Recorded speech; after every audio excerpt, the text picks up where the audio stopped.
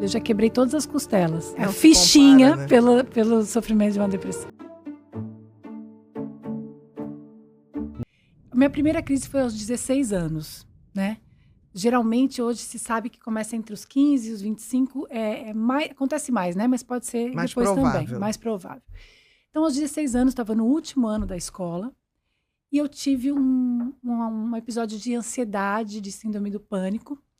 Então, vou contar para vocês. Eu estava numa prova de química, Uhum. e eu comecei a procurar minha borracha. Muito Acabando obrigada. a prova ali, estava no processo da prova. Prova de química não é uma coisa tão simples é. assim, né?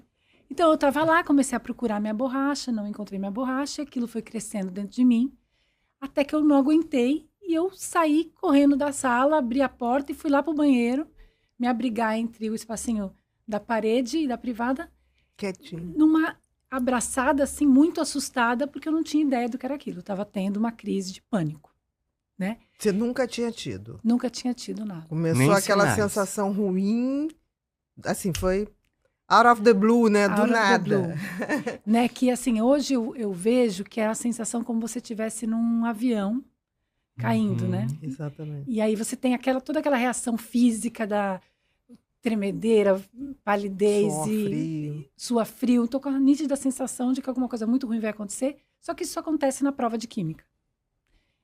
Então é muito terrível. E aí veio a professora atrás de mim e a classe toda, né? Que achou que você estava passando mal, que né? achava que eu estava passando mal. Tava. E tava. Mas Tava assim, muito. É. Mas como entender isso em 1998, né? Então, assim, a partir dali, eu fui a uma psicoterapeuta. Psiquiatra era impensável. impensável. Jamais. Só de ir no psicólogo já era uma coisa assim, nossa, o que tem com ela, né? Meio estranho, meio doida, não sei o quê. Isso aí. O psiquiatra era camisa de força na época, né? Então eu fui, esse episódio se seguiu de uma depressão. Os meus colegas tiveram diversas reações, eu socializava muito bem, então assim, teve gente que me apoiou, teve gente que se afastou. Tipo assim, tá estranha. Não sabia muito como lidar com aquilo, eu também entendo, também não sabia. Uhum. E teve gente que provavelmente me chamou de louca aí, à vontade. Porque assim, Vamos dividir em 3 grupos, 3 né? grupos, exatamente. 33,333. Exatamente. Aham. Mas eu entendo, eu própria falava, o que está acontecendo comigo? Será que eu pirei? Né? Então, isso foi aos 16 anos. Ao decorrer da minha vida, Mas quando com a tua família? minha família ficou muito assustada, né? Porque provavelmente nesse dia da prova de química chamaram, sei lá, sua mãe ou alguém. Minha mãe. Tua mãe. Eu chamava muito pela minha mãe. E aí a minha mãe, coitada, ela também não sabia o que estava tava acontecendo. E levaram você pra terapia. E me levaram para terapia. Eu me levei, na verdade, Uhum. porque eu vou contar que o meu tratamento sempre foi muito autônomo. Que foi, eu acho que o que me ajudou a superar, né? Mas... E aí eu fui fazer a psicoterapia e com o tempo, mas assim, um longo tempo, né? Tipo, coisa de 8 meses, mais ou menos, eu melhorei. Então, Mas não teve nenhum tratamento, a terapia foi uma busca sua. sim. E aí você foi melhorando, diminuindo as crises? Ou a crise não voltava? Então, Foi um episódio voltava. azul. Nada. Não, eu tive aos 16 anos e eu fui tomar ao psiquiatra, fui ao psiquiatra pela primeira vez aos 27. Então demorou Quer dizer, bastante. demorou bastante.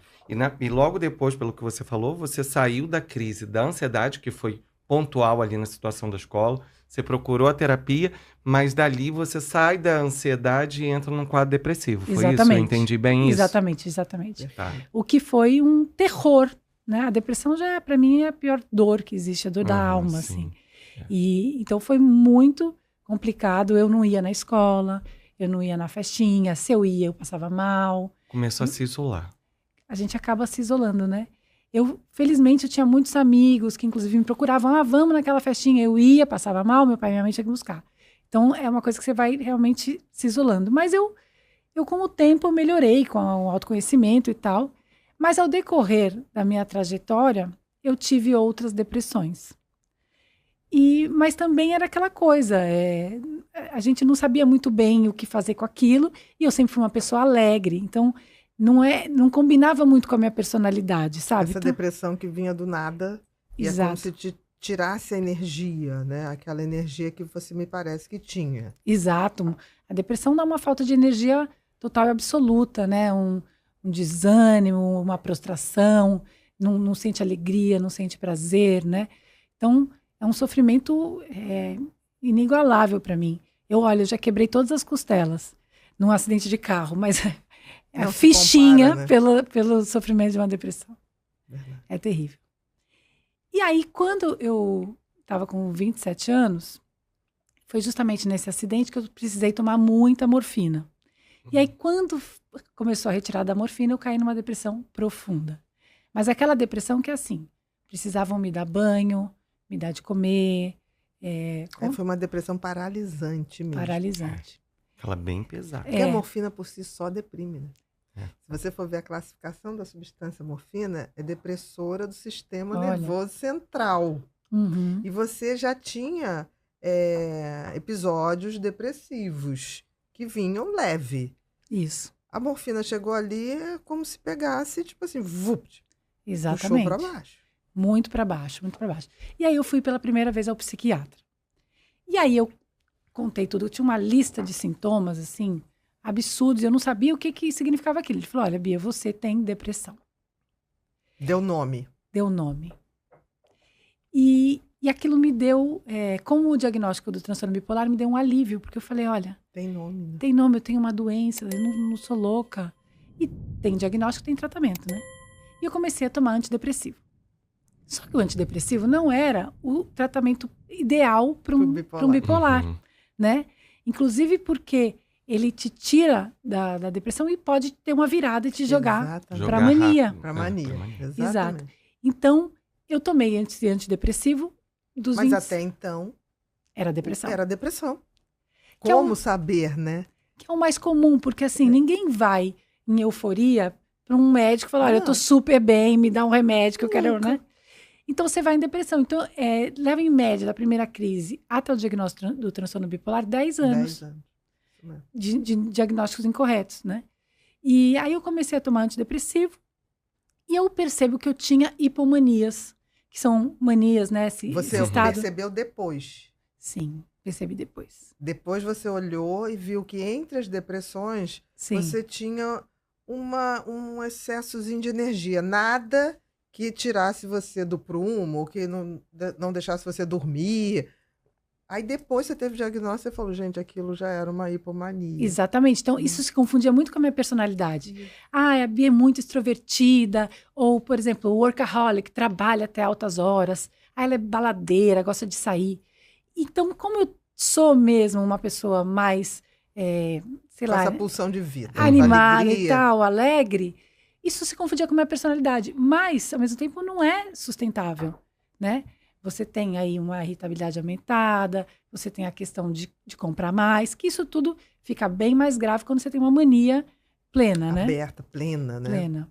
E aí, fui assim até os 31 anos, quando eu tive uma depressão realmente grave. Pra vocês terem novamente uma depressão, não, porque com 27 você tem uma depressão que paralisou, pós-morfina. Aí você começou a tomar antidepressivo. Isso. Aí você começou a ver que fazia, depois, né? Que fazia hipomanias. Exatamente. Não chegava uma mania franca. Exato. E aí com 31 anos... Só com 31 anos, então fui tomando medicamento antidepressivo e aí acontecia algumas coisas. Então, por exemplo, deixava de funcionar, ou eu ficava tão bem que eu jogava fora o remédio. Então, já eram indícios de bipolaridade, né? Que eu não tinha o menor conhecimento. Até porque agora, depois da pandemia, a gente tem falado mais sobre transtorno bipolar. Exatamente. Mas lá atrás, na minha época, mesmo quando eu fui diagnosticada, assim, não se sabia. Eu me sentia completamente a única... ET. Exatamente, um ET. E aí, eu tive essa depressão muito grave. Para vocês terem uma ideia, a minha sensibilidade era tanta que eu não suportava a voz de ninguém. Então, eu ficava trancada no quarto, podia entrar minha mãe e o meu marido, meu ex-marido. Uhum. Então, eu estava assim, aí muito de depressivo para sair, não saía. Até que no dia do meu aniversário, o meu ex-marido fez uma festa com meus amigos, assim, eu não conseguia imaginar encontrar pessoas, assim. Aquilo te irritava, né? Nossa, uma sensibilidade. E aí ele me ajudou a me arrumar e tal, você vai na festa e eu, gente, querendo morrer. E aí começaram a chegar os amigos, começaram a me dar carinho, abraçar, presentear e tal. E a coisa foi indo, eu comecei a me soltar. Quando eu vi, eu tava sorrindo. Quando eu vi, eu tava rindo. E quando chegou o final do dia, eu peguei um papel e escrevi: hoje foi o melhor dia da minha vida. Então pensa, eu precisei de um guindaste para me levantar e tinha sido o melhor dia da minha vida. Então eu tive uma virada para a mania, né? E aí, a partir daí, eu estava ótima, não queria dormir. Imagina, a festa não acabava. A festa não acabava nunca, exatamente. Uhum.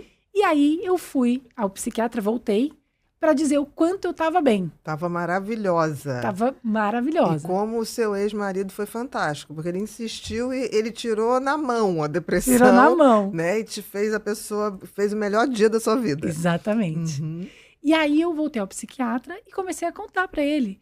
Não, porque eu tô me sentindo incansável, tá muito bom. Eu saí para andar no bairro, porque fica a depressão. Tem que caminhar. Andei 6 horas. Então... Incansável. Você muda de energia, vai pro alto. Total. E aí, ele chegou e falou assim, olha, minha mãe estava junto. Ela é maníaco-depressiva. Bom, é um nome do transtorno bipolar antigo, extremamente estigmatizante. Mas se falava pior. Bia falava psicose maníaco-depressivo. Então já botava psicose. A psicose junto, já botava ali quase, tipo assim, estamos ali pau a pau com a esquizofrenia. Exato. Né? Não, é um nome horrível. E você fica assim, maníaco, o que é? Mania de usar verde, que nem a gente. Maníaco do parque, um monte de coisa. É o serial killer do humor. Uma coisa horrorosa. Bom, aí ele me deu um medicamento. Chegou no meu pai. Mas não explicou. Não explicou. Isso é terrível, essa não falta explicou. de comunicação. Porque é o que eu digo, se a gente tiver que desenhar, a gente tem que desenhar. Para poder fazer com que o paciente entenda o funcionamento dele, é dele. Que a gente pode morrer no meio do caminho médico, o paciente vai seguir. Ele tem que saber. Né? E hoje, Bia, a gente tem muita informação no Instagram. Quem me dera ter um Instagram na época, né? Com um monte de profissionais, com vocês, falando assuntos, esclarecendo. Então, assim, para mim era um completo breu, assim, não tinha ideia do que era. Você pegou aquele remédio, ok, eu vou tomar, mas eu não tô sabendo lufas do que tá acontecendo. Nada. Não sabia. E não conheço ninguém. Por muito tempo eu não conhecia ninguém. Exatamente, não conheço ninguém para trocar uma ideia. Exato. E aí meu pai me levou a outra psiquiatra, falou, não, a minha filha tá bem agora, vem com essa, maníaco depressivo, que é isso? Fui no outro psiquiatra.